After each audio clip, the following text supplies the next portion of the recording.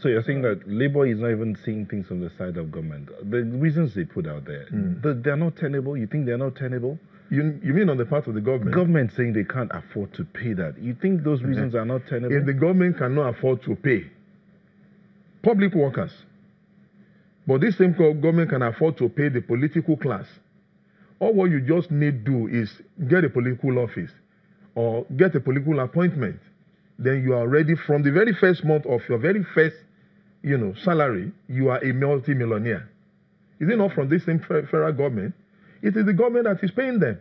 And if the government is truly very sincere about addressing these issues and getting really truly pro-worker, they should look at how they are going to harmonize the salary structure of both the political class and the working class. And what do I mean? They can bring all of this, right into the ambience of the national minimum wage. Becoming a political appointee or a governor or a councillor does not confer on you an automatic right to opulence. But that is why it is so taken as a do-or-die affair for, all these our politicians saying in office they will gravitate from being a governor and become senators because they don't want to leave. They know what they are getting from there. And the workers whose hands are right in the job, whose hands are right inside the work out there are being paid 18,000 naira. Just like you are rightly analyzed. What 18,000 naira was in terms of value in 2011 when it came on board is no longer what we can write home about as at this present economic situation and reality. Yeah. So you now can begin to see the insincerity, the unfeeling essence of the federal government. You're weighing a lot on the government here. You're weighing a lot on them that they are insincere, that they are paying themselves so much. And oh yes, is labor producing as much as it's supposed to? I mean, what about the ghost workers? Underperformance by labor. A lot of your colleagues come to work, sign in, and go off to run their business, and then come back and expect that they be paid. Are you looking at that as well? You see, this thing all boils down to how best you handle the management and the affair of your workplace. If I give you the right tool to work, I equally must have a supervisory, very strategic policy for supervision to ensure that what you are paid for and what you are equipped for, you do it. For God's sake, you see, in life, nature abhors vacuum. If you don't get me engaged, I get myself engaged. But the truth of the matter is that ghost workers are never workers. Ghost workers are never workers, and they don't exist in the subconscious of labor movement. But those that are really workers, that we are directly representing, they are doing their very best. You need to go out there and see poverty on the faces of virtually all Nigerians out there. And this is why we are saying the government needs to rev up its essence of responsibility to the citizenry and give them that which is right. We are not asking for too much. In fact, in simple economic analysis, 30,000 naira a month is equivalent to, in a 30-day month, to 1,000 naira a day for a family of 4 to 6, mother, father, and 2 to 4 children.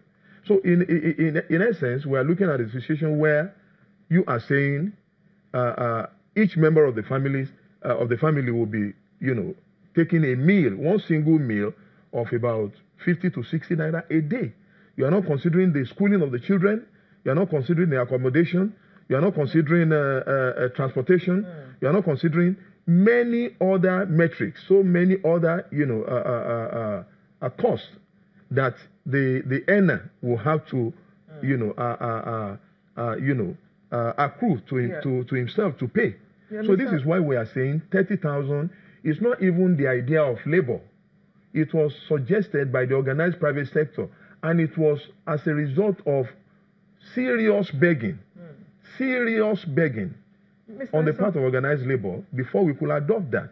Mr. Ison, this whole issue about minimum wage, some people have said that it should not be a uniform wage across board, across the country, because the value of 30,000 naira in Lagos it's not the same value that you get for it, say in Taraba State or in Sokoto, for instance.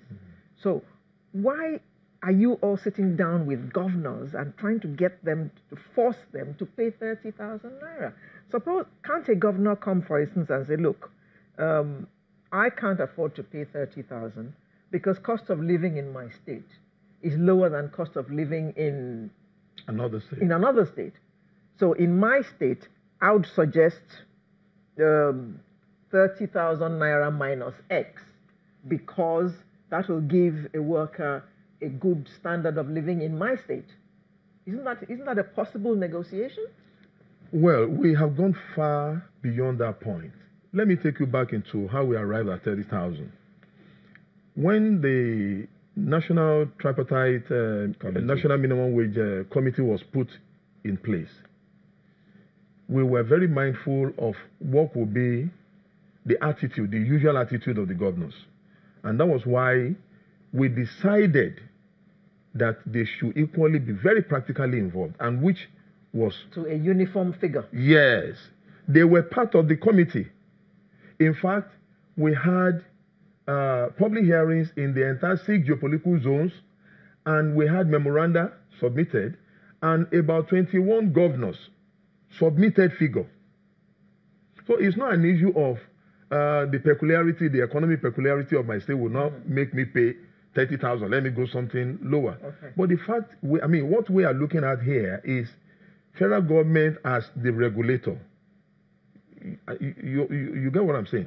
Federal government as regulator is fixing a particular figure as a benchmark, which some can go higher. Which no state should be low. Okay. You can go higher. Okay. And for God's sake, the state government that has the very highest number of workers, which is Kano State, with a wage bill, monthly wage bill of about 10-12 billion or thereabout every month, still can afford to pay 30,000.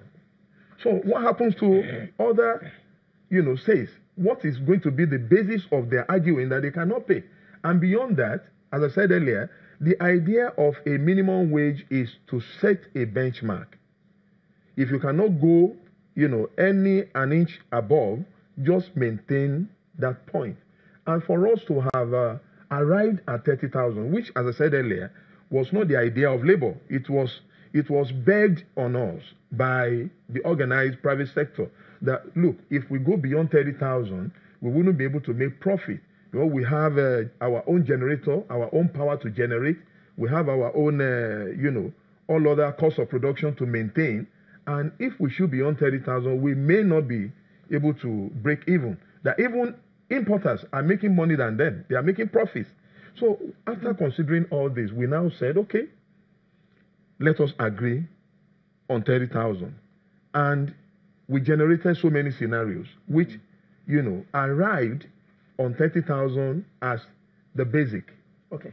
Which everybody is espoused to, even including this same two-faced governors who are saying they cannot pay. Wait.